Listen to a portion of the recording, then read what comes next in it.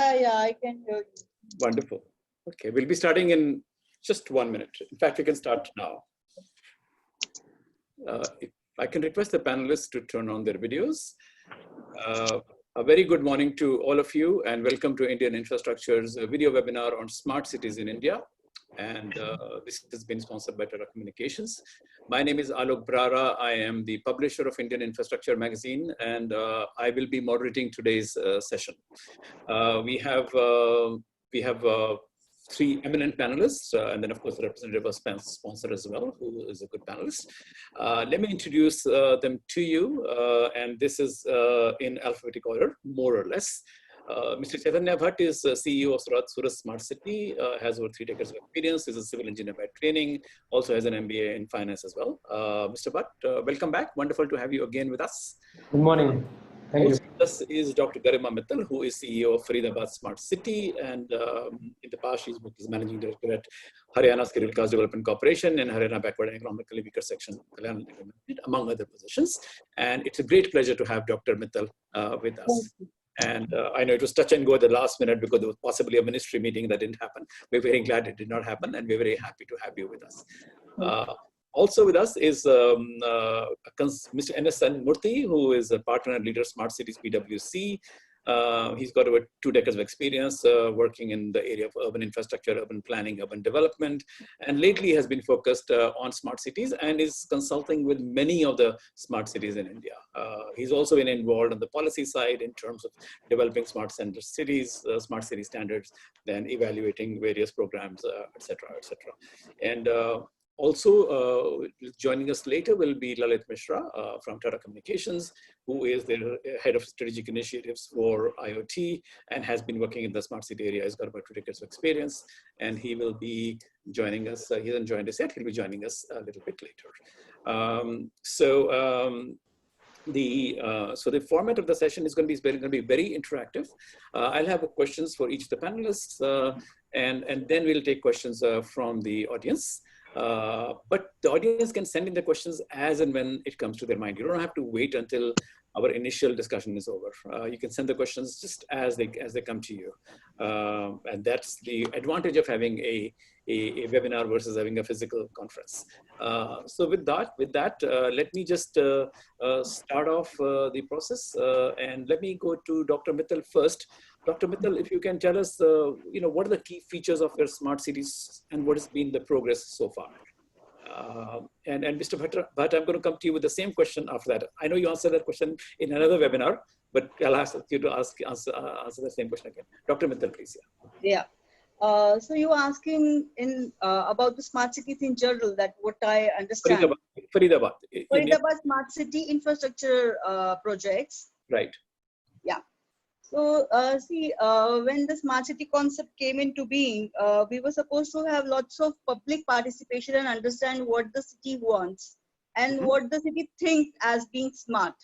So in Faridabad, we had few ideas which were actually brought to life with sub projects, CPRs, and now tendering and implementation stage. I think 2 or 3 most important projects that we were doing. First of all, we started with Badkal. So I'm sure you must have heard about Badkal Lake. So anyone from Delhi used to know Faridabad as in for the Surajkund Mela and the Badkal Lake, and it was in the Hindi movies of the yesteryears. So we had a project of rejuvenating this Badkal Lake, first of all.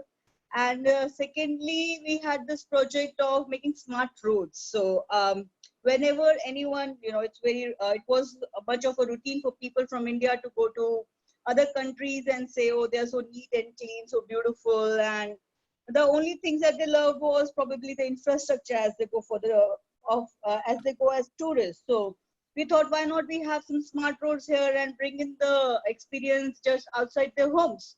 So we had 2 big projects for the smart roads going on here, where we have Wi-Fi, we have intelligent ICT components with the street light dimming and air pollution monitoring, VMS, that is variable messaging signs. And thirdly, I think because Faridabad was having multiple entry and exit points from Delhi, from Gurgaon, from Palwal. So surveillance was an issue. So we had very modern cameras. In fact, we had cameras which can read the number plate. And also we have traffic signaling based on the traffic. So if the traffic is more, the signal time increases. If the traffic is less, the signal time in the next cycle will decrease. So such kind of smart features is what the Faridabad people thought was actually smart. And now I'm very happy to say that most of these projects are in at least 50% of the implementation has taken place. So this is what was understood as smart has been brought into the projects, DPRs, tenders, and implementation is improved. Okay, wonderful. I'm going to ask the same question to Mr. Bhatt now. Mr. Bhatt, what are the key features of your smart city projects, and what's the progress so far? Morning.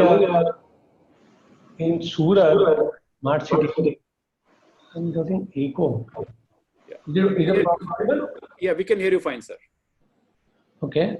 Under the smart city project, we already have implemented ITMS and AFCS, it is automatic fare collection system for buses and BRTS.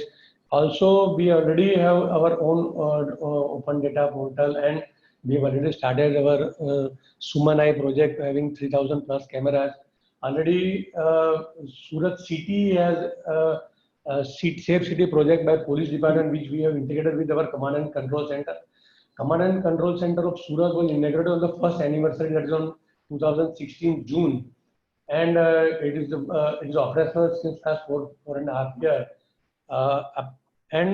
We have selected an ABD area, and we have planned for more than 2,000 crore project in the ABD area, because the area, which is very small, comprising of 7 TP schemes, but the population is around 3% of the whole city. And there is a textile market, a creek is passing through the city. There are 7-8 big slums over there. So we have planned for the housing for the urban poor under PPP as well as the PMAY scheme. The second was re-sectioning and redevelopment of the creek. We are converting the creek, and we are making a road over the creek, covering the creek by the boxes. And the main other project we have taken is 24/7 water supply along with SCADA, and in drainage, we have planned for 75 MLD tertiary treatment plant. See, Surat basically is a city with textile and diamond. And textile, we are having a big industrial asset, having 100 plus of dyeing houses that they are using water, either potable water or they are drawing the water from the ground. Now we are giving them a water, tertiary treated water through this project. And actually Surat Municipal Corporation and now a smart city is earning through this project, the tertiary treatment plant. These are the main projects that we have planned under smart city, and almost out of 79 projects, our 48 projects are completed. Great. Sorry, 79, 58 are completed and 19 are under progress. Only 2 projects are at the tendering stage is going on. Okay. And which projects are those, Mr. Bhatt, the one that are under tender? Pardon? Which are the projects that where tendering is going on? Tender is one is ICCC IT infrastructure, because I told you that our command and control center we have started in the first phase, very beginning. Then we realized that it is around 250 square feet video wall with 330 capacity of the operators. But now we are constructing a state-of-art, a big command and control center, which will be used as a emergency response center also, because city is the flood and all other disaster also, because Alzira industry is very in the vicinity of the city. So 2 big video wall of 1,000 square feet at each floor with 50 to 60 operators capacity, that the construction is already done, civil work. That IT infrastructure tender is going on. That is one. And the other, my second, I think second is under the sanctioning of the committee. Okay. So only one is under scrutiny. Okay, all right. Let me briefly go to Mr. Murthy. Mr. Murthy, I'm going to ask you for a consultant overview as such. So if you can just give us a sense very briefly, in just 2 or 3 minutes, when you look at the different smart projects that are under implementations, what are the main areas where we have been able to make progress? You know, is it IT infrastructure? Is it Wi-Fi? Is it smart waste management? Is it parking systems? You know, is it smart energy? At an overall country level, which areas have been able to make progress? Yeah, thank you so much for having me here, Mr. Alok. If I can take a step back, when the Smart City Challenge itself was written, there was a definition of something which is called the quick wins, short-term, medium-term, and the long-term projects. And the cities actually design their projects for deployment according to that, plan to a very large extent. And the quick wins and the short duration projects or short term projects, these are the ones which are primarily around two parts. One is on the tech part of it because it's easy, and there are benchmarks for delivering smart technology projects outside of the cities, so the best practice can. So most of the projects which are around command and control centers, so 47 cities have already done it out of the 100. So, and there are multiple cities which are actually currently in the tender stage or the design stage of it. And few of the states have now decided to go for an integrated approach rather than one single city at a state stage. So few of the states are going to release a bundled approach in very short time. So that will actually suddenly take 47 numbers to almost like 80 in a short duration of time in about next 3 or 4 months. That's part one. The part two is because of the Swachh Bharat mission also being very strongly delivered and evaluated and is a prestigious one. Therefore, the bin management, door-to-door collection using the technology, monitoring of that, transportation, which is vehicle tracking management system, and to some cities, the processing also was included. So that's the second tech part of it. The third one is because all these requires a core backbone infrastructure. So most of the cities have gone for either a fiber network or a hybrid network management for delivering of these services. So that was the third layer, which included few of the cities played with from a one side of the umbrella, which is Vadodara and Bhopal and NDMC, who have taken the very smart pole and the telecom infrastructure driven projects, towards the other side of it, who have taken it purely fiber led projects. So that's the gap. And the last part of this is where cities have taken the infrastructure, which is soft infrastructure, public bike sharing, parks, looking at how do we retrofit the sidewalks and walkways, children, open gyms. I think Faridabad has also done the open gyms kind of thing. So these are the ones which are very quick to be delivered, create some kind of a connect with the citizens, and hence it's easier for the larger infrastructure projects. So that's where the India's and large infrastructure projects are yet to be taken off. Other than the top 20 cities, within the top 20 cities, only 10 odd cities have taken the large infrastructure, whereas the large, it's still under what you call DPR tendering stage. Okay, all right. Let me go to Dr. Mittal now. Dr. Mittal, you mentioned a few initiatives that you have that you've already begun. Could you tell us about what the medium-term or long-term thinking is for the next few years? What are going to be your focus areas? You said that 50% implementation is already done under the current project, so obviously you will want to get that to the 100%. What are the other projects that you either already have funding for, or are hoping to get funding for, or maybe that you are considering right now? I mean, where do you go from here? Like, as you asked for the medium term, I have a very crystal clear answer for you, because around in 1 month back, we had a BOD meeting, that is the Board of Directors meeting, and we had remodeling of 5 of our projects. So there was a very good, their hand-holding and guidance from the headquarters. I mean, our senior ACS level officers were very positive, and they gave us a direction that we should go for basic IT-based infrastructure for the city. That will be a kind of an add-on from the smart city to the Faridabad city. So we went for water SCADA and sewerage SCADA. So as in Faridabad, we always had water scarcity, and we get water from Yamuna. So when we get water, it gets unequally distributed in various parts of Faridabad. So the idea was to get the water, to monitor where it is going, and then to rationalize it.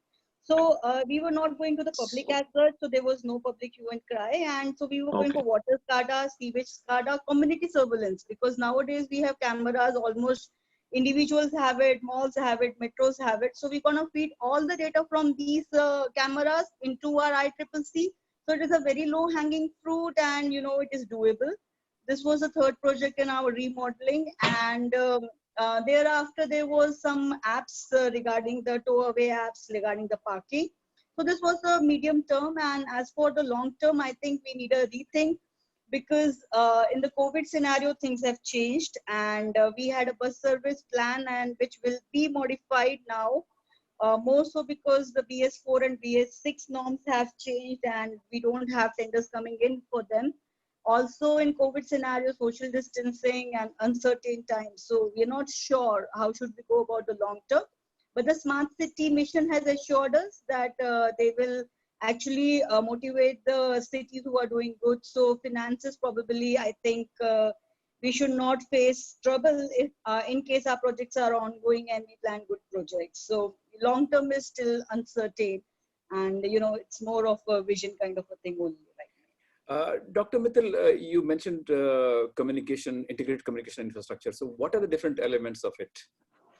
See, as of now, I should be very clear, Kurt, that we have only surveillance going on. So we have a basic CCTV camera there, and we can actually monitor the lockdown as we monitored the lockdown. And if you talk about smart analytics, yes, we had some alerts coming for the gathering in the lockdown, and the police is manning it in 3 shifts, 8 hours a day. I mean 24 hours a day, 8 into 3. So this is what comes from ICCC, but this is a very basic thing. On this, we can have automatic challaning system. We have an automatic, traffic signaling system, which I just explained in the last brief. And thirdly, now we are planning water SCADA, sewage SCADA. So slowly we are putting up layers on what we have developed. And in maybe coming years, this will mature, and we will have much more better kind of an IT infrastructure, basic infrastructure. They say digital data is a new oil. So we will have lots of data coming in, and then some startups using it and giving us some intelligent information to work on. So, that's the way forward. Yeah. Dr. Mittal, so are you looking at communication infrastructure, which is optic fiber or RF or what are you looking at? So as of now, we have hired it through a company. We are using Airtel, and it is the tender for 2 years. And thereafter, we plan to put our own optical fiber. That tender is also in place, but then, it is in the process. So it is stuck somewhere. So long term, we look forward for the optical fiber of our own as a backbone for the city. But right now, it's being hired. Okay. And before I go to Mr. Bhatt, what has been the community reaction? As Mr. Murthy said, some of the cities have gone for projects that have a quick impact or visibility. So what has been the community reaction? Have they appreciated it? Have they ignored it? Yeah. For Faridabad, I will say that, you have very high expectations from Smart City, and Smart City is basically an ABD area. So over the years, and after multiple CEOs saying the same thing, and we had 2 elections in between. So I think the city now understands that Smart City is it's like an upcoming thing. It's not like holy solely as of now. So I think there was an acceptability of what Smart City can contribute now, what future contributions can be. So I think it was a mixed kind of a thing. I will not say that it was like the Smart City almost dominated, but then yes, Smart City contributed. Okay, just one more brief question, and then of course I'm going to come back to challenges later on with you. But first, you mentioned that there are a few apps that you have in mind. What are some of the apps that you are? Being in Smart City means being in an ecosystem which thinks. So, that's the plus point of the system. So many people come to me with lots of apps and lots of options, like lots of technology, infrastructure. So, the one thing that I loved in Gurgaon Smart City, it's actually we have taken from them, it is the Tow Away app. So in Tow Away app, because we have one map Gurgaon, one map Faridabad, that's like a GIS, ground truth map. And on this, if we see a car, we can actually tow away that car and take them to a designated area. And from there, the police can challan it and, the process can follow. So basically, you will not see the vehicle on the road. We can tow away. We will use the technology to actually facilitate what was actually going on, but in a more streamlined way. So this is a tow away app that I was looking at, and that has been approved in BOD. So it's just matter of time that we roll it out. Okay. Before I go to Mr. Bhatt, welcome, Mr. Mishra. I've already introduced you, and you should turn on your video if you can. I've already introduced you, and I'm going to come to you after I go to Mr. Bhatt and to Mr. Murthy. Mr. Bhatt, if I can come to you now. Mr. Bhatt, what is the communication infrastructure that you have in Surat? And of course, Surat had an advantage because you had many initiatives very, very early on. I think my IT officer, Devang Patel, will give you very in brief. Wonderful. Yeah. So we have actually opted for the mixed model, wherein to start the smart city project rollout, we have initially floated the tender for having the connectivity from the service providers, wherein right now we have connected over 550 offices. Yeah. And So if you can come closer to the mic, yeah. Thank you. Sure. So we have actually gone for a mixed model, wherein at the start of the smart city, we have opted the services from the service providers, wherein right now we have connected over 550 offices through the lease line. And we are, in parallel, we are also establishing our own OFC network, which would be over 128 kilometers, wherein we will be connecting all our BRTS bus stops, major zone offices, and civic centers. And we would also be connecting all the traffic junctions, wherein the ITCS project components would be installed. So this project is also in pipeline, and maybe a couple of months down the line, that project would go live. Okay. So when you say connected through lease, and that's an optic fiber network? Yeah, so lease line, yes, it's through the optic fiber network, mostly through the optic fiber network, and far off locations are connected through the RF connectivity. And Mr. Bhatt, if I can ask you same questions that I asked Dr. Mittal, what have been the projects that have been most appreciated by the public? 2-3 projects. One, the sectioning and covering of the creek. The creek was passing through the city within the society and everything, that we are covering the city. That has been very well appreciated by the people. The second, we are having a very old fort that is in the within the center of the city, already constructed 400 years back and was used by the government offices and government. You know very well that as per the requirement, they are converting the rooms into the storage and toilets and everything. Now has been handed over by the government of Gujarat to the Surat Municipal Corporation, and now it has been taken by the smart city, and that has been redeveloped, and people have now loved the heritage property of the city because this the fort has been now very well. People are getting very well connected with the city. They have started doing their other activities like heritage cycling and these and that. So these 2-3 projects that will be appreciated well by the people. Sorry, I think he's just taken a call and I will probably come back. So let me go quickly to Mr. Murthy while he is away. Mr. Murthy, when you're looking at, I don't know if there's been any sort of third-party survey of what the public, how public has reacted to the projects, but what have been the projects that have, engendered the most positive reaction so far, or recognition, or even awareness? There are two questions in this. One is, has there been a third-party assessment of the public reaction? I can't remember it, but what happens is the national program where annual awards are given are based on the kind of a voting which is done by the citizens. Okay, so there's a lot of, I would assume that that's one of the yardsticks of measuring the public likeliness of the project. So because the city is getting an award and they are passionate about the city getting that award, so probably that could be one way of looking at it. The second is which are the projects which have the most amount of likeliness. See, here I definitely want to take 2 minutes out, and I think there's a distinction which needs to be made because most of the discussions of all the smart cities forums happen around the command and control center and the network and infrastructure. But these are the back-end systems of the city.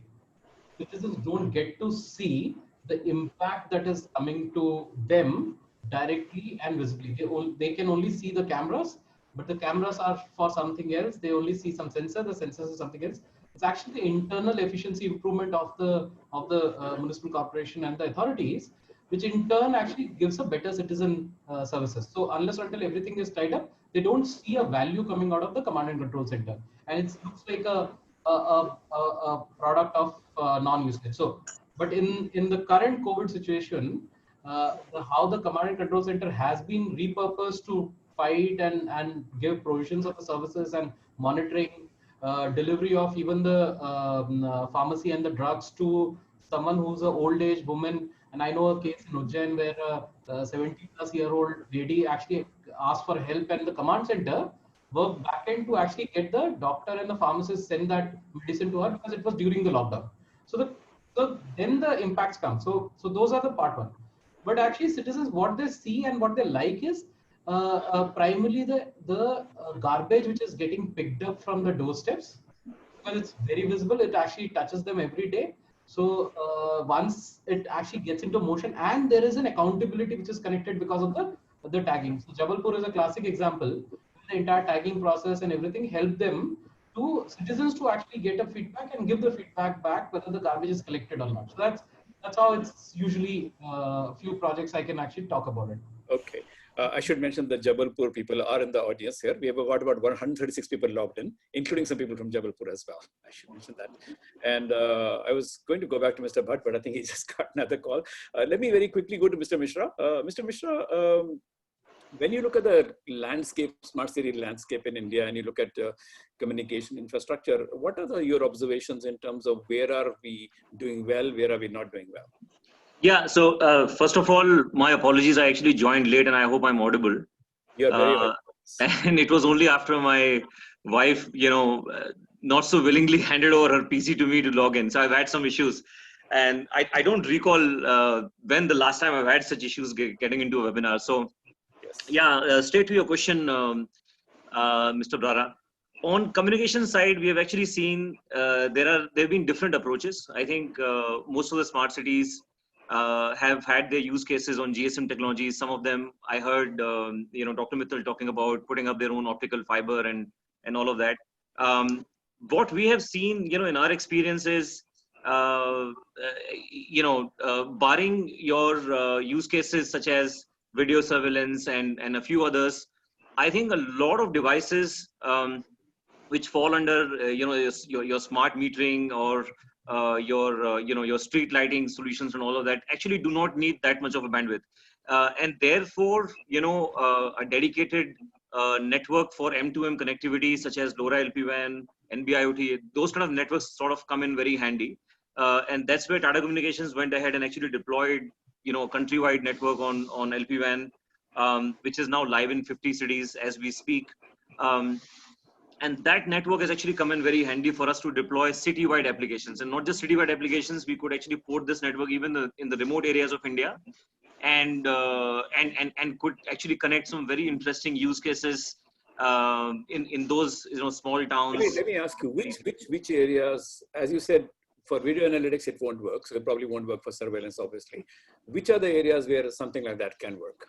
Yeah. So if you look at this, all other use cases where, let's say, managing the devices is a bit of an issue. And when I say managing, what I mean by that is the power consumption of the devices. Like, so for example, if you talk about, let's say, gas metering, right?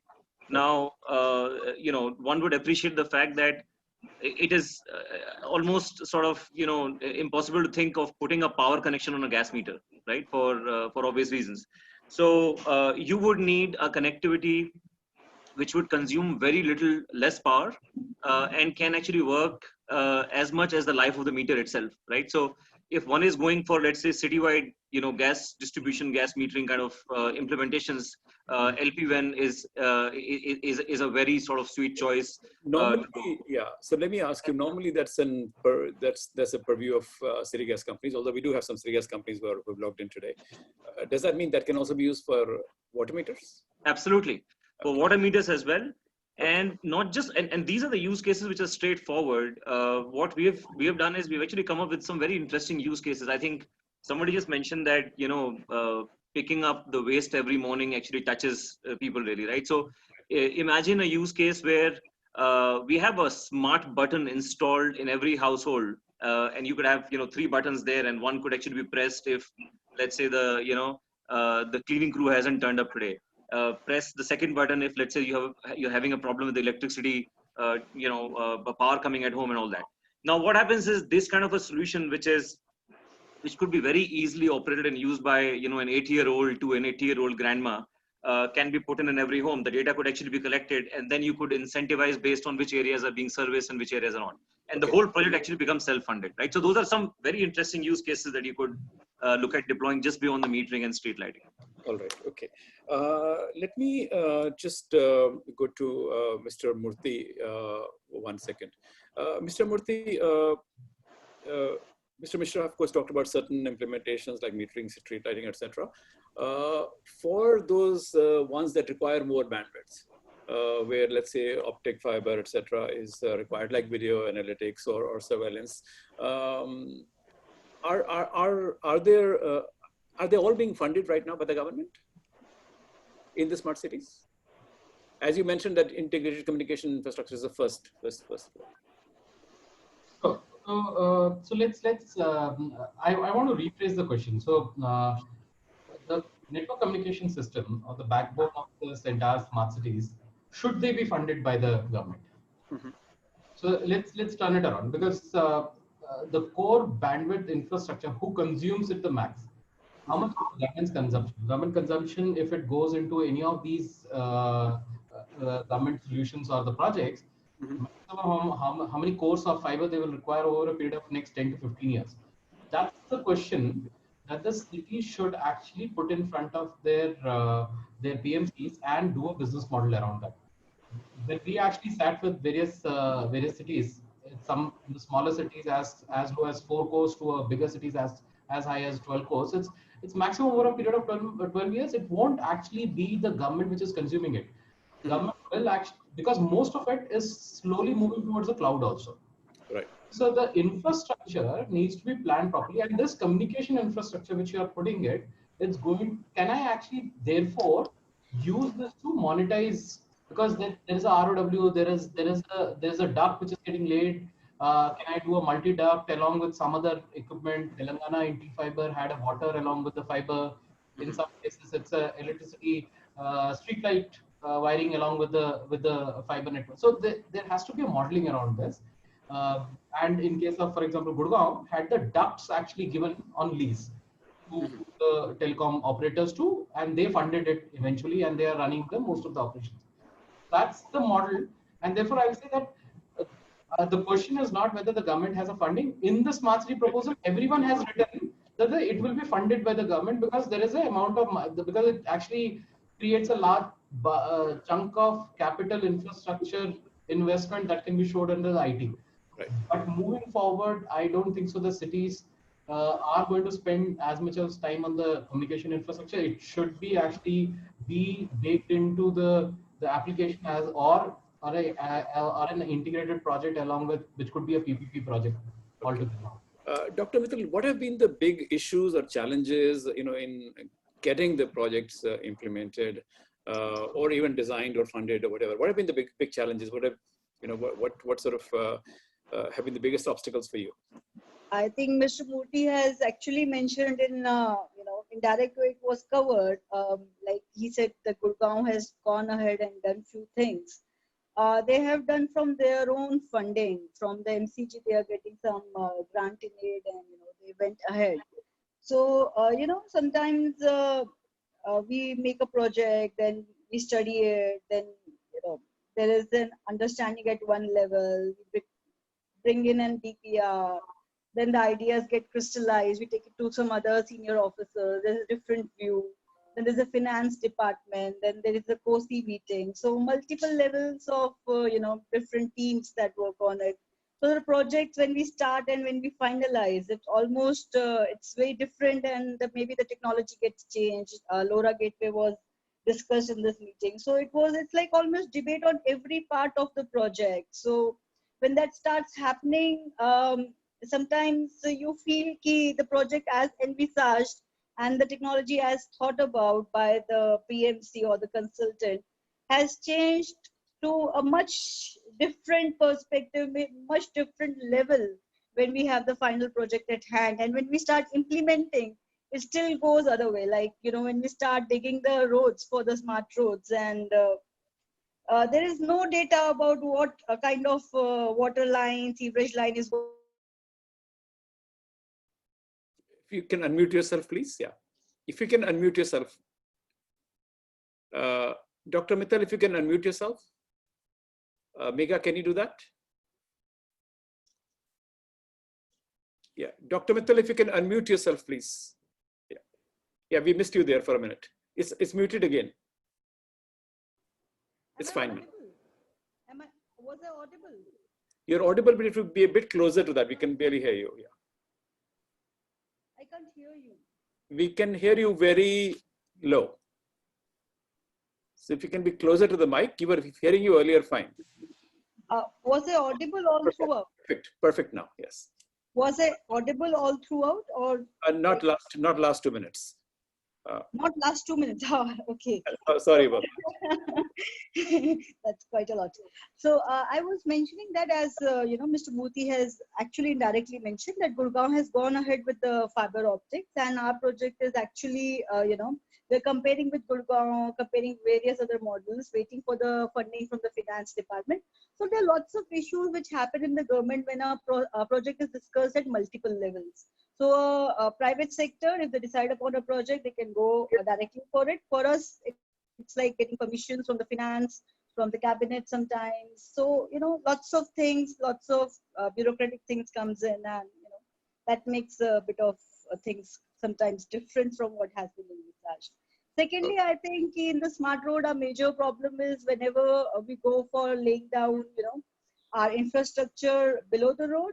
So we don't have any data as in what is a sewer line there, or there is a renewal line. So only when we go and dug it and then manually we get to know, then we start coordinating. So coordinating between the departments, no base data available. These are the bottlenecks. If you can unmute yourself, please. Yeah. Dr. Mittal, unmute yourself, please. It got muted again. Yeah. I think I get muted because I got a call on this. So. Oh, okay. All right. Okay. Okay. And we're not having enough volume, so if you can speak a bit louder again, yeah. Or come closer to the. Yeah. Yeah. It's a little low still. I cannot hear you. Please. Yeah, now it's fine. Now it's fine. Yeah. So I think I have covered both the issues. Yeah, you did. You did cover those issues. And let me ask you a question about, smart city has different elements to it. There's smart energy, which has to do with energy consumption, which has to do with street lighting, but also has to do with gas, also has to do with power. But many of those are handled by other agencies which are not under your control. So for example, power distribution companies, or for example, say gas distribution companies. So how do you ensure that I think she will probably log back in. I was going to ask her, we just lost her there. Mr. Bhatt is back. So Mr. Bhatt, I was earlier asking you a question about the projects. You mentioned that you already have about 40 odd projects under implementation. And then there are another 20 odd that are already on your list, if I'm not mistaken. So what are the projects that are going to come up in the next couple of years? What are the next 2-3 years? What will be the projects? So apart from smart city, also we have taken up a few big projects. Like we have planned for electric buses in the Surat, because already BRTS system is working well. Because of the ITMS project, we already implemented the ridership, and the buses efficiency has increased. Now we are going for the electric bus, and our DPR of the metro rail project already been sanctioned. So in coming years, there will be a metro around 40 kilometers with 38 stations in the city. Other is outer ring road we are planned because the city is very big. It's having a 60 to 80%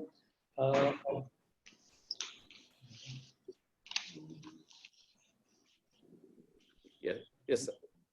so we are planning for the outer ring road around 90 meters wide, having 62 kilometer length. So these some of the big projects are coming, and along this project, already we need to have an IT infrastructure and everything in parallel with them. Okay. Mr. Bhatt, I want to specifically ask you about the particular areas in terms of energy consumption and related stuff. So in areas of, let's say, water, or in areas of gas, or in areas of power. Now, water is probably, something that you have more influence over, but power and gas distribution are other organizations that are not under. Gas and power is not with SMC or Yeah. Surat Smart City. But as far as Surat Municipal Corporation is concerned, we have done a good project under the green energy efforts, and we have our solar power generation of around 11 kV. Mm-hmm. Sorry, so solar 26 megawatt we are having. Waste to energy, all our drainage treatment plant, we are having a captive power project from liquid waste to energy. It is around 5.85 megawatt, and we are having a wind power machine that in Saurashtra and Porbandar and other areas, it is around 32.4 megawatt. So in all, we are generating 34% of the renewable energy what we are presently consuming, and that even by saving over 50 crore every year. Okay. And what are your projects related to water or street lighting? Street lighting, we already converted all the street lights into LED. And in water, 24/7 water supply system, we already started in ABD area, and now we are implementing in the other area like Pal Palanpur and the northern part of the city. Okay, and do you have a SCADA system for the water right now? Or? It is in a silo system now. Water supply and drainage, the SCADA system tender has already been awarded and work has started. Okay. For water supply and drainage both. And in terms of street lighting, are you using only LED, or are you also monitoring the consumption or switching 100% LED converted. 92,000, more than 92,000 LED has been fittings have been converted under the Pan City project. And what about on and off, switching on and off, and those kinds of things? It's auto. It's by solar. Okay. That means that timer is set accordingly. Okay, Dr. Mittal, we lost you there for a few minutes. I was asking you a question. There are different elements to being a smart city, and yet power distribution is sort of not under your control, right? City gas distribution is not. So how do you coordinate, and is there any coordination at all? And then my second question to you will be the same one that I asked Mr. Bhatt about your thoughts in areas of water and street lighting. There are coordination issues, but now that our MCF commissioner, he has been very eager and to sort out all these issues, we have a meeting fortnightly. So almost every 15 days we sit together, put our teams together and sort out issues. So our agenda is also very detailed. So, we have all the things delisted, and one by one we have specific questions to ask and specific answers coming from the engineering wing of the MCF. So I think coordination issues can be handled when there is a coordination at the senior most level and we have a routine meetings being fixed. So I think coordination has been taken care of, at least at the district level, no much issues as of now. Secondly, as for the water SCADA and the street light, yes. As I told you, Faridabad always had issues with water. So we are in the process of finalizing the water SCADA. We are not going for smart metering. We are not going to the end user because that has lots of issues with the public dealing. So we are simply putting in a technology from where we will get to know what amount of water has been lifted from Yamuna, what is coming through public health, and how this water is being shared in different areas of the city, which areas are getting 24/7, which areas are not getting at all. And so that we have some data to actually monitor, to analyze, to have some intelligent actionable data so that we can actually work over it and So we can plan for the summer months, and that's all that we have planned for the water SCADA. It is actually a basic phase 1 infrastructure, and in the phase 2 probably we'll go for the smart metering. So that is first. And as for the street lighting, we have 700 smart street lights being put for our smart roads. They will have individual dimming system, on-off system, and in fact, we can have the yellow light to white light transition. We can stop it wherever we want, whatever color of lights we want. So this is about the smart roads only. For the rest of the city, we have already we have converted all our lights to LEDs, and now we are in the process of making clusters so that we can. It's around like 15 to 20 lights as in a cluster, so we can switch on or off those lights. So that will cut the cost for us. We will not go for the individual on and off. And in cluster, we can monitor it. So we will have the baseline data monitoring, smart metering in this. So right now our electricity bill for the street lights is on the presumptive basis. Once we have this thing in place, we will be paying for the exact amount of electricity that we are consuming. In fact, we are planning after 11 o'clock, like around 1 o'clock, we will dim around 75% of our lights. At 3 o'clock, around 90% of our lights. So we're just working like when the usage of the lights is less. So we can actually in night, we can dim those clusters. So, these kind of smart things are in the process. Let's see how much of it we can get it on the ground. But I think this is much doable. Okay. Mr. Murthy, if I can come to you now. I'll ask you a question from a sort of holistic point of view. Smart city, we've always talked about smart energy and smart grid. And now in India, power distribution companies are their own thing, so our city. They report it to a state regulator as opposed to a city regulator. City gas distribution actually reports to a central regulator, not even a state regulator. And yet those two are crucial parts. There's water, there's gas, there's electricity. So how do you, let me ask you, do our smart city programs, do they simply say, okay, these are bifurcated areas and we'll only deal with this? Or are there any programs, any cities doing for coordination? Good question. Actually, but we are asking this question about 4.5 years late. So 2014, 15, when the entire guidelines were prepared, the SPV was actually designed as a program implementation body. So it's a public limited company, and it is supposed to create a charter where it is supposed to sign the respective departmental MOU and get an autonomous view authority to deliver these projects. So there is a delegation authority which needs to be done by the state to help the SPVs deliver that. So a lot of cities and let me say most of the cities have that. Okay, so while in the smart city proposals, you will see that as an annexure 2 or I think annexure 3, they would have actually added almost like 20-30 MOUs which they signed at that time for submitting the challenge for the challenge purpose. So that means which is an MOU signed with the power department, water department, saying that water department authorize, if in case SPV wins or the city wins the smart city challenge, the water department authorizes the SPV, going to authorize the SPV to deliver this project. So now the deliver of the project is two means. One, do I have the financial plus the implementation capability? That means the money gets transferred from the department to SPV, and SPV has the full authority to do this project. The second is the procurement is done by the department or the parastatal body, and the implementation, monitoring, and the realization of that impact is done by the cities.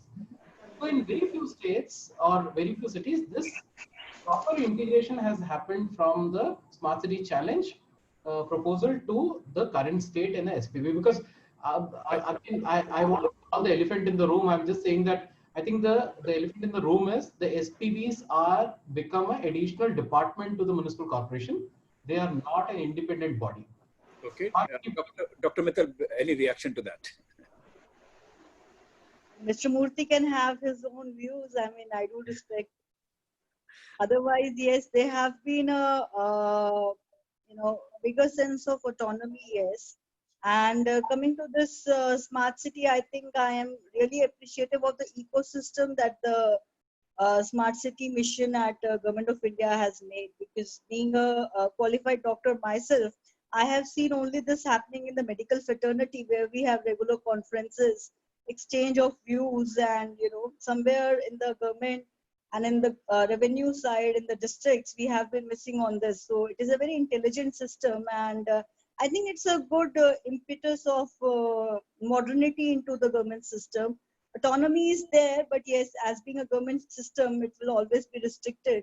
So it goes with being a government, part of the government. So I think it's a good mix. I mean, it's a good positive thing that has happened. Yes, it has become a part of the system, but then it has its positives. Okay. Mr. Bhatt, do you have any thoughts on that? Sorry, I just came. I'm not aware. Yeah, just, I mean, are you just, are you another department of municipal corporation, or are you more than that? Yeah, I'm Deputy Municipal Commissioner looking after one zone, recruitment department, computer department, heritage department. No, when I say are you, what I meant is Surat Smart City Corporation, are you just another department of Surat Municipal Corporation, or are you outside that ambit and you have more autonomy? Sir, you have to unmute yourself, sir. Yes. Basically, SPV is independent, independently working, but the chairman is our municipal commissioner. I am CEO. I am also deputy municipal commissioner in Surat Municipal Corporation, and the project has also been implemented by all our staff. But the things has been planned in a way that everything is going on a fast track, and the sanctioning of the project and scrutiny and everything is going very well. And when it requires for the public participation or the other stakeholder consultation, the helping from the Surat Municipal Corporation is also been in a good tune. So I think the system is working very well. Okay. Let me just come back to Mr. Mishra on areas of water and light, street lighting. In India, have there been examples of good implementation in those areas? I mean, Yes. of course, what Dr. Mittal mentioned was itself pretty and reducing energy consumption, etc. That's right. That's right. So what Dr. Mittal, I think, called out some 700 as a number. We ourselves have actually, in the last 2.5 years, we have done full-fledged city implementations, worked with large EPC organizations, and have actually gone ahead and done both combination of the So group can you- level can monitoring you that give examples of that? The biggest one you've done? Noida. Okay. And Noida is the biggest one. There are that's about 83,000 lights, both put together as individual light monitoring as well as the group level monitoring that Dr. Mittal was touching upon.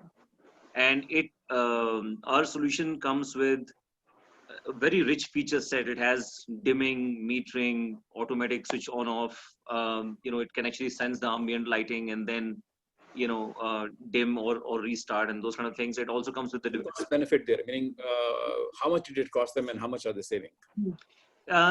So over the period of time and depending on the wattage of light, it can easily save in about 7 to 9 years of the time period. It can easily save on top of putting LEDs. You can actually easily save about 20-25% more. Again, that sort of varies between what's the wattage of light and what's the lux level and all of that one needs to maintain. But that's a very sort of at a high level that you could look at. In fact, some of our projects are done on a basis of the mere crux is actually on energy saving. So if the energy is being saved, our sort of vendors are being paid for running. So it's paid on saving basis. Yeah. And water area? On water, we have done implementation, I wouldn't say at the city level, but at the townships level. And one that is closer to home is at Jamshedpur that we have done at the Tata Motors Residential Society. That's about close to 2,000 meters that are now live. That actually is a very good example of water meters implementation because this is where some of the water meters were actually the connections were kind of underground, 1 feet below the ground and all that. So we kind of faced those kind of challenges as well while doing that implementation. And then things like it can monitor the reverse flow and can report the leakage and various other features that can actually be done through the water meters implementation. So on water meters, we are pretty hopeful that we'll be able to do citywide implementations as well with the focus of Government of India now shifting more towards water. more citywide sort of tenders would come up, and we'll be able to look at look at that as well. Okay, we will take some questions from the audience now. There are quite a few of them, so I will ask these questions and would request you to just sort of give brief answers because there are many questions here. First question is from Indranuj Khond. What kind of projects have been planned for power sector? Mr. Khond, power is really different, is controlled by different areas, so we wouldn't approach it here. But if you send us an email, we'll invite you to a smart metering webinar that we're going to have, and also some smart grid webinar that we're going to have. Please send us that one. Okay, Devinder Verma has a question for Dr. Mittal. Any smart action on drainage and water logging at Faridabad? Dr. Mittal, if you have to unmute yourself. Yeah, Dr. Mittal, she connected? Can somebody call and see? Okay, we've okay. The next one is from Dr. Sampath. What is the plan to accommodate 5G infrastructure to street infrastructure? Mr. Bhatt, do you have any ideas on that? Yeah, so you have to unmute yourself, please. Yeah. No, I don't. Okay, Mr. Mishra, any thoughts on that? You have to unmute yourself, sir. Yes. I'm just a little conscious of the background noise. Actually, I'm in a house which is work in progress. Okay. See, on 5G, I sort of have a mixed view. 5G is still a little far off. I think it calls out for a lot of infrastructure investment and all of that before it can actually become a reality. In my limited expertise and experience, I've seen 5G will be, the use cases that will actually go on 5G will be more on connected vehicles, and sort of very, very large, huge bandwidth sort of hungry applications will go in there. If you look at the existing smart city-wide applications that we have, I'm not so sure how many of them will actually need a 5G kind of an implementation, and therefore whether that investment just for the smart city perspective actually makes a lot of sense, right? So those are my views on it. Okay. Dr. Mittal, can you hear us now? She was in and out because there's a specific question on Faridabad. Meanwhile, let me ask Mr. Murthy a question. This comes from also Dr. Sampath. What is the plan to adopt digital water management? So digital water management. So okay. So good question. So let's again go back to the issue. The smart water management was taken up by several cities post facto. It was not there as part of the smart city proposal for very many cities, because in cases of a lot of states and a lot of cities, it's a parastatal body. Right. So only that post facto, there's a lot of cities which have taken out the smart water management solution. So Rajasthan as a whole state has a smart water management as a statewide rollout, which somebody is delivering. Kanpur has actually taken out as a city for themselves. Bhopal has taken out, Ahmedabad has taken out. So there are cities who have actually taken out as now the smart water management. But a lot of them have started with the SCADA part of it. The actual IoT integrated stuff, there are not many who have actually started doing it, which actually helps you to do the monitoring, operation maintenance, and then they integrate with the command center. So current architecture of most of the smart cities is is that the core application of the water and the billing and everything, the entire application's data and the analysis happens in the backend application, which is, if it is a smart water, it's there. So command center was supposed to receive the raw data and do the insights, right. But it actually gets an insights, and hence it's become only a visualization dashboard. So that's where the smart water management stuff has not been very visible. Greenfield cities have taken up and they're doing good job. For example, Nava Raipur has done a good job. Right. GIFT has done a good job. So they've done a good job. So I think it's on. Everybody understands that this is the next wave of moment. Okay. Question Mr. for Brar, can I just quickly add one, couple of lines on that one? So on digital water, we, just far more beyond just the water meters implementation. What we are doing is we're actually working with a couple of partners where we are making people aware of the water consumption first, really, right? So only when people are aware of the water consumption, just like how all of us are aware of electricity consumption, and we do proactive measures to sort of, save electricity, right? The same mindset needs to go in people when it comes to the water consumption as well. And water is going to become more and more scarce, as we all know. We also know what's happening in South Africa, where now there's a limit of how much water can actually one use in city like Cape Town. So there is a solution that we have which gets implemented at a house level, and it can actually tell you the usage of water, the patterns of usage that you have. It can report leakages and so on and all of that. And then one actually would use it not so much to sort of save on what's being the outgoing expense on water consumption, but also to sort of come up and be a more responsible citizen of society. Now this is done at a house level. This is being now looked at how do we sort of bring it up to the city level as well. Yeah. Questions for Dr. Mittal. Dr. Mittal, there are 2-3 questions for you, and then there are 2-3 questions for Mr. Bhatt as well. One question is from Devinder Verma. Any smart action on drainage and water logging at Faridabad? Well, as of now, it is in none of our projects, and yes, only for the smart roads, and in the ABD area, we are taking care of it. Okay. And in the ABD area where we have smart roads, we have tried to have the slope studies and how the water will go. And we have tried to streamline the already existing stormwater lines, and somewhere our stormwater lines were not used for stormwater, they were not well connected, or the water was going in the drainage. So that is what we are taking care of. And also for the sewage, we are putting in a 10 MLD STP plant for the Badkal, and we'll getting the waste from the domestic users, and we'll be actually treating it and checking if the water is of the required quality, and then we'll pumping it into the Badkal lake. So these are the 2 things that you're doing, but both of these are in the ABD area, as has been envisaged in the Smart City Mission. Another question from Keshav Madan for you. What are the plans of laying optic cables for installing of LoRaWAN receptors in Faridabad? Is there any tie-up done for that already? Yeah. Pretty much like, see, there are 700 street lights that are being put in the smart road. So for that, we are using LoRa gateway. And for the other smart city, the street lighting project that's gonna come.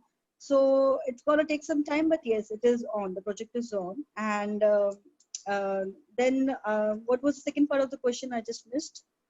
No, just that. Just has the tie-up done already? Optical fiber, yeah. So optical fiber, yes. Actually, basically, the Gurgaon model is basically a PPP model, and Faridabad was envisaging a CapEx model. So right. I think the debate has settled now, and the day we have finance will go ahead. So okay. I think we are going to go for a different model than Gurgaon, and that's the call of the whole team, in fact, top to down. So it's some time before we have the optical fiber up and running, but the project is on. So in the long term, yes, we need optical fiber. We are sure about it, and through CapEx model, that also we are sure. Okay, Mr. Bhatt, very quick question for you, Mr. Bhatt. Is there this is from somebody who doesn't want to give the name. Is there smart street lighting in Surat? Yeah. Okay, and how many lights do you have, sir? 92,000. Okay, and they're all covered with the smart system? Yes, and it has been controlled at command and control center. All these feeder pillar have been connected with the command and control center. Even the street light complaint is also being routed through the system. So the officers as well as the agencies who are looking after this maintenance is getting through this command and control center. So everything is being controlled at one place. Okay. Another question for you, sir, or your colleague. What are the cyber security initiatives taken by you? Because many of your solutions are IoT based. Most of the IoT-based devices we have connected through our own internet network only. So they are not coming through the public, say, internet gateways. And we have put in place necessary security measures in terms of the firewall and security appliances to make sure that only the intended traffic is flowing through those devices, and necessary precautions with regards to privileges and ensuring say necessary password security and etc. That has also been put in place. Okay. Dr. Mittal, an interesting question. While considering dimming of lights to 70% after 11, have you thought about challenges of dark spot and women's safety and citizen safety? I mean, yeah, not only for the smart city project. Generally, I think women's safety is when a woman feels safe. So it is not that we put everything in place and make her feel that, see, we have made the arrangements and now you should feel safe. A woman should feel safe to actually, we get a, plus on and say, yes, we have made the city safe for women. It's far call actually. We can do a little bit here. Mr. And, sorry. Yeah, go ahead, please. Go ahead. So for women's safety, street lights will do their bit, but I think it's more of a social issue and a social problem, and lots of things needs to be done. So smart cities a little bit can only contribute a little bit. So it's about society and the mindset. It's the upbringing of the male child which needs to be taken care of. Okay, a question that I'm going to pose to you again, Dr. Mittal, because of your background. Due to the current is from Aman from TCTS. Due to the current pandemic situation, are you looking at any smart initiatives towards the health segment, towards social distancing, or smart initiatives to ensure safety of the health workers? Yeah. Smart city has been very successful because here the culture of web meetings, web learnings, and webinars has actually helped us to continue doing our work when almost the social distancing stopped our physical meetings. So in one of the earlier webinars also we mentioned that the learnings, the meetings, and the trainings in fact have continued. So for like the Smart City Faridabad had collaborated with MCF, and we have gone to RWA presidents to actually tell them in time, through a Google link or through a Zoom link on their phone. It was very easy wherever they are. They could connect to us and learn about what are the practical guidelines, what are the lessons and the teachings and the guidelines and the message from the MCF that we wanted to contribute towards the RWA, which they can implement in their own areas. So I think that was very useful in the COVID times, and especially for the social distancing rule. And other than that, I think because we had webinars even for the World Economic Forum, so we could actually get a feel of the international community in the real-time basis. When there was a COVID in, South Korea or in US, when they were at peak and what were they thinking, how they were tackling it. So, that kind of experience in the real time were there with us. So I think this is a very big plus for the smart city. And we have really leveraged on the technology for the learnings, for the trainings, and for the meetings. So that's the very big question for Surat now from Kalpana Bhaskar. Mr. Bhatt, is there any large deployment of water devices which have capability to upgrade to AMI?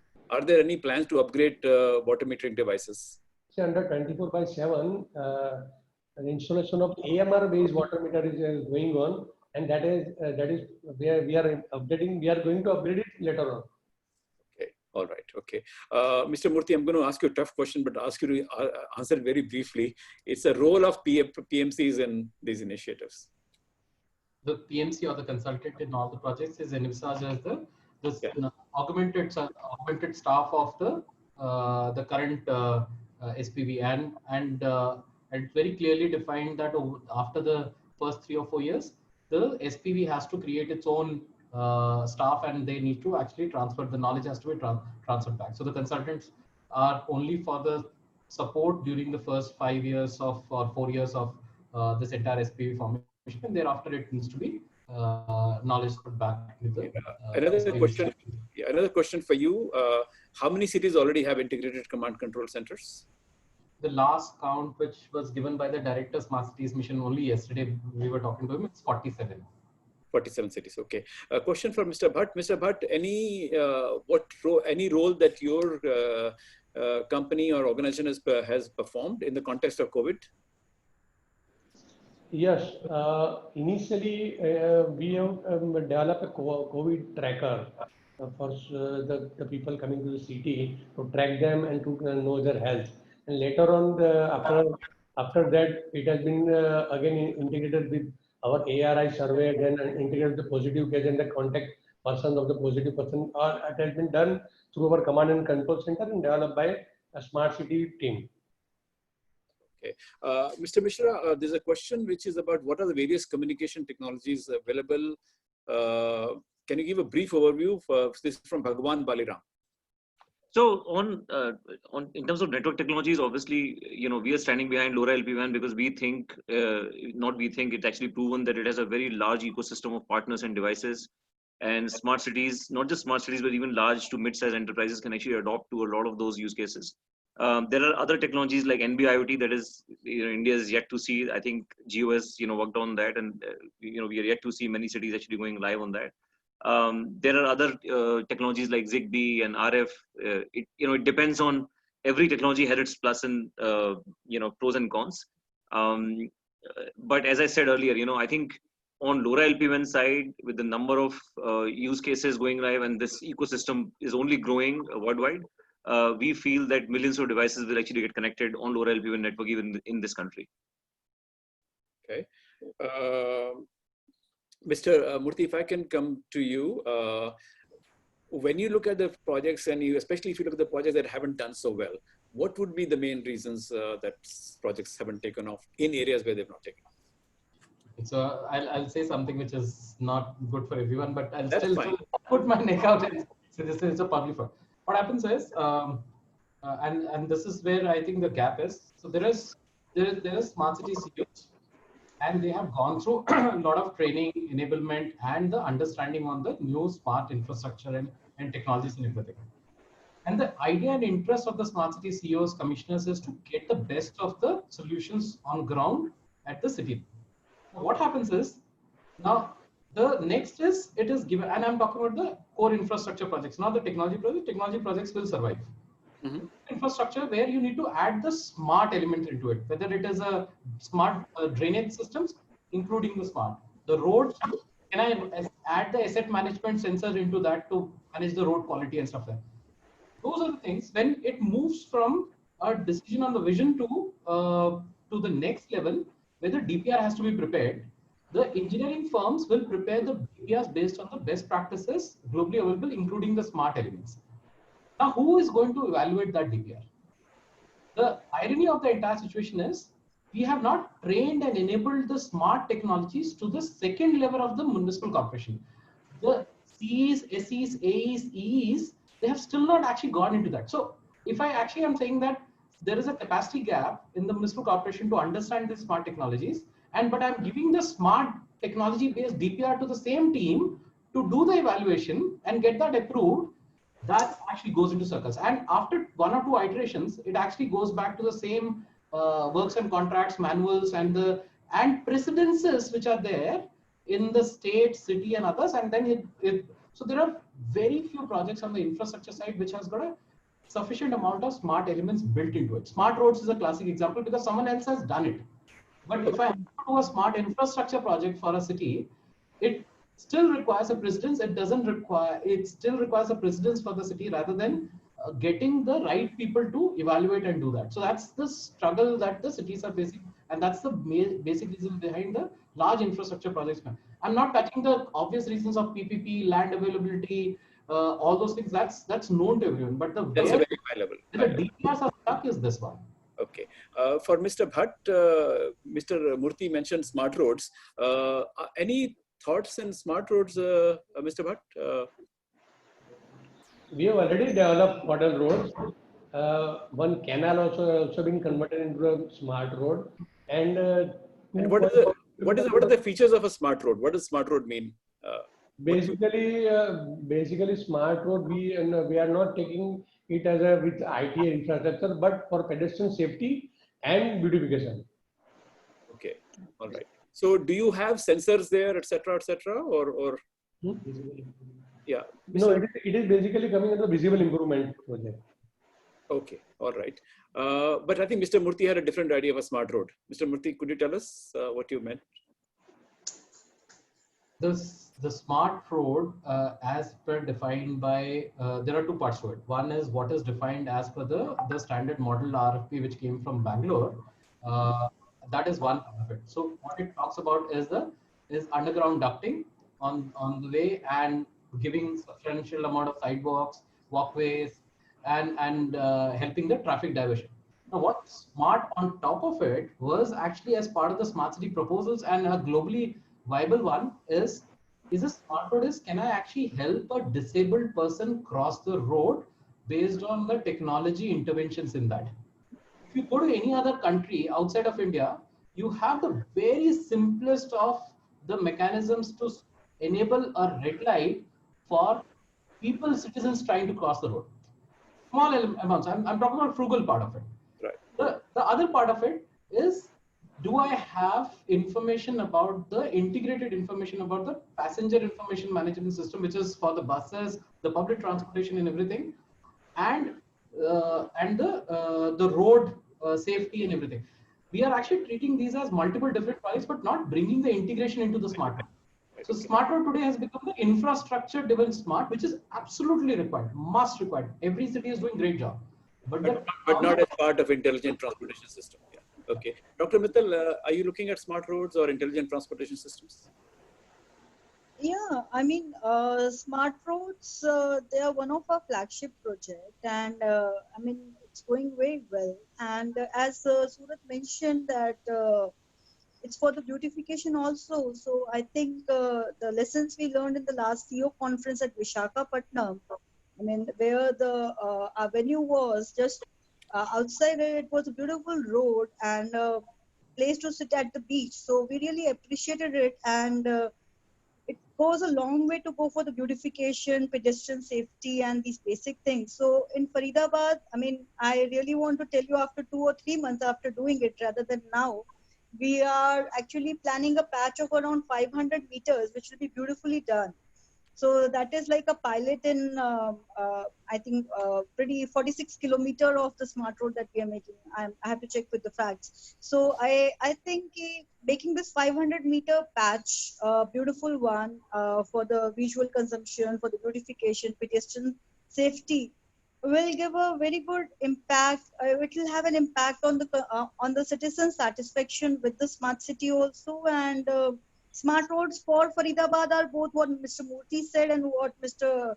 The CEO from the Surat said. That it's very clear that we have to have the smart features plus beautification and pedestrian safety. So I think Faridabad has incorporated both the aspects. Okay.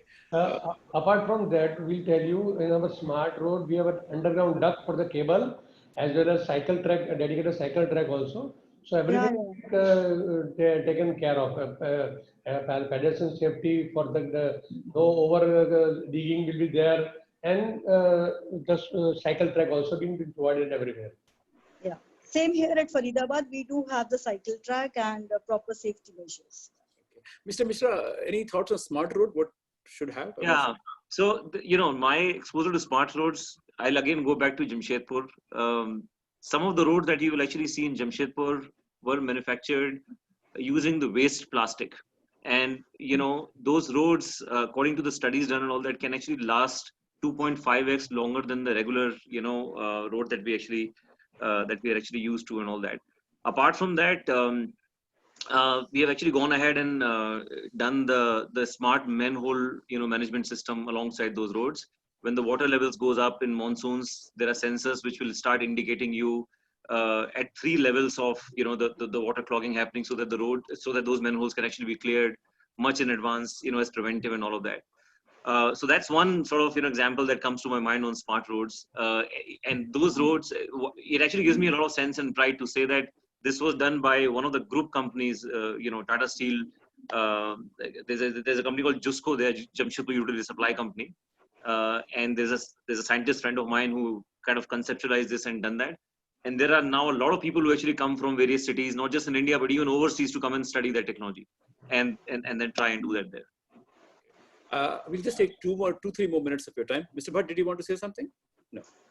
I was just pointing out the one question to the other city regarding the water logging. What we have done in the city, there are few places that the water logging happens during the heavy rains. So we have installed the camera over there. So the command and control center officers who are sitting over there will immediately inform the concerned department.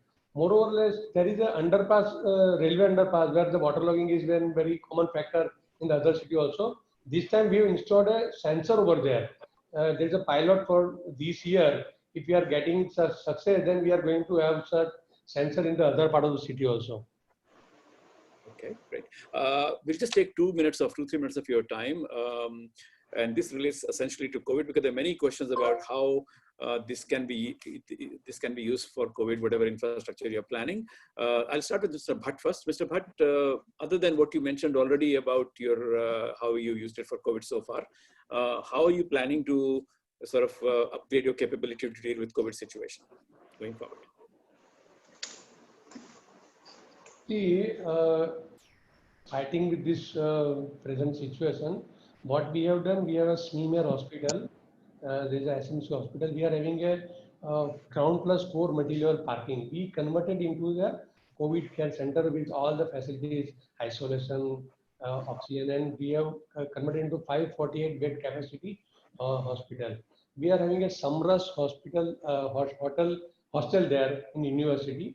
So for the positive patient, those who are actually positive but asymptomatic, those who have not symptoms, we are taking all of them to that place. Yeah, let me clarify. Actually, this question was from Avani Barot from IDEC. What they wanted was ideas like, for example, smart mobility or homeschooling, etc. Are you thinking of some of those areas? We are thinking regarding the telemedicine sort of thing, but it has not been finalized. Okay. And regarding the education, I think yesterday Kunal Kumar sir pointed out in the meeting that we need to go for a lower cost education through some channel or like that, but that we have not as planned. But surely we are going in that direction because already been instructed by the Smart City Authority. Okay. Dr. Mittal, this was a question from Avani Barot of IDEC. Wanted to know any thoughts you have in terms of homeschooling and smart mobility given the COVID situation. As in for these two specific things, homeschooling, no. And mobility, probably just that initially for the lockdown surveillance, we had our teams. We had artificial intelligence giving us some gathering alerts. But we are going to use technology in multiple other ways, as in what administration requires at the core level. We are going to have a bed management dashboard. So there was a discussion that we need a very huge number of beds in the future and how we'll go about the management. So the smart cities contribution will be that the Joint Secretary had written a DO letter to all the CEOs, clearly mentioning that they recommend Cisco Quantella Group. And we have been in touch with them and they have shown us their presentation. And in fact, we have been in contact with the PMO technical advisor also, and they have been contacting the smart cities. So we have put forth our issues and they have come up with solutions. So I think technology has really helped us. And if we have a real-time bed management system dashboard, so I think that will be a great, a real-time data for the analysis and, further decision taking and the movement of the ambulances and the patients and the deployment of the doctors. So we are basically focusing on one part of the technology, that is bed management dashboard, and also portal. See, we have lots of data coming in. We are filling in the ICMR portal. We are filling in the state portal. There are mismatches, and we don't know actually how many actual patients of COVID we have in the real time. So these kind of two portals mismatch can be handled by the technology, and we're trying to leverage on it. So these are the basic things we are using the technology for, very focused and where they can add value, bridge the gaps. And homeschooling, I think the education department is doing their bit and we are not into it. Telemedicine is also being explored. Let's see how it goes in the future. So from the Smart City Faridabad, I think we are focusing on two things. One is the portal mismatches and the bed management dashboards. Okay, Mr. Murthy, in addition to bed management and homeschooling and telemedicine, any other ideas for COVID? How some of the infrastructure can be used? So there are several, Mr. Alok. Every city has been trying to do different and try to leverage whatever is the requirement. So cities like Varanasi, Agra, and Bhopal, Jabalpur, and others, they've taken drones for a couple of, for example, fumigation, for sanitization purpose, for doing the crowd announcement part of it, stuff like that. So So drones Yeah. are being used extensively in a lot of cities. The second set of information is about the COVID helpline. Now, what happens is there is a ICMR guidelines, and as well as there is a WHO guidelines about how do you actually differentiate between a suspect and a non-suspect, and thereafter how do you actually help them, who needs to go for a testing and stuff like that. So there's a protocol, 12-step protocol and everything in place. Now, how to actually ensure that the helpline is being managed and run for a very large amount of people calling, and how do you ensure that it doesn't become a load on the system? So there's something which is called the COVID helpline, run by a group of startups, and they are running it for states like Karnataka, Punjab, Maharashtra, and this is at no cost. So they run this toll-free number. It's a web-based and there are about a dozen odd startups who came together and are running this for the state-wise across the states. And in case of Maharashtra, almost like 60 to 70% of the entire call flow actually runs on their system, and Karnataka it's almost like 80%. So that's another intervention, because the suspect identification is most important. Jaipur and Rajasthan in particular, they are actually what you call using the telecom information. TRAI has actually asked all the telco operators to do the interlocking of the if any cell phone number is given of a person, they can actually give you the data. It's an online data which is available only to the cities. They can actually triangulate that location. So that is being done by Jaipur, and then thereafter contact tracing. So we won't get into data and privacy issues here, but no. It's anonymous data. So it's anonymous, and as per the government guidelines, and it's therefore TRI is the authority. It's not the city which actually takes it from Vodafone or Airtel. It's actually TRI which actually runs this entire thing. So privacy guidelines will always maintain for this. Yeah, Mr. Mishra, just a question for you. Any thoughts you have on use of these smart technologies for COVID crisis management? Yeah, actually, so those are all great initiatives, Mr. Rara.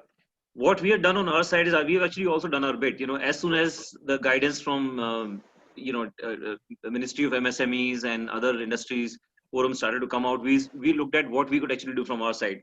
We came up with with a small tag which people can actually wear around, and it helps them to sort of remain socially distant from others. Now, this is not something that we've been trying at a city level, but in large confined areas where large workforce comes and works and has to go back and all that, really, right? So in those areas, this solution works beautifully, and it does social distancing. It helps you to do the proximity tracking, tracing and tracking of historical locations where one has been within the large plant areas and all of that. And it can also prevent you overcrowding. And when any of these things happen, it actually starts to send alerts to the right people, so that the right intervention can actually happen from the process side, and lives could actually be saved. At this point, we are actually in active discussions with about, I think, 30 to 40 large organizations which have just started to sort of bring back their people and get the production cycle started. And that's where I think this kind of solution can actually come in very handy. Okay. I think we've had a wide-ranging discussion, and we have taken 12, 13 more minutes than we had requested. And I'm grateful to the panelists for giving us that time. A lot of interesting questions were raised and a lot of insight was gained. And for that, we are grateful to the panelists. Dr. Mittal, Mr. Bhatt, thank you for appearing twice in recent times. Mr. Murthy, as always, thank you. And Mr. Mishra, thank you for supporting this discussion as well. And thank you for the participants, and thank you for all your questions. I'm afraid we couldn't take all the questions. Some of them related to electricity and all, which were, I thought, outside the purview of the discussion today. Thank you again, sir. And the panelists can leave the meeting. We'll just keep the screen running for 5 more minutes for any particular questions that people might have in terms of discussion transcripts, etc. Thank you again, Dr. Mittal, Mr. Bhatt, Mr. Murthy, and Mr. Mishra. Thank you. Thank you. Thank you. Nice seeing all of you. Thank you. Stay safe. Thank you. Stay safe.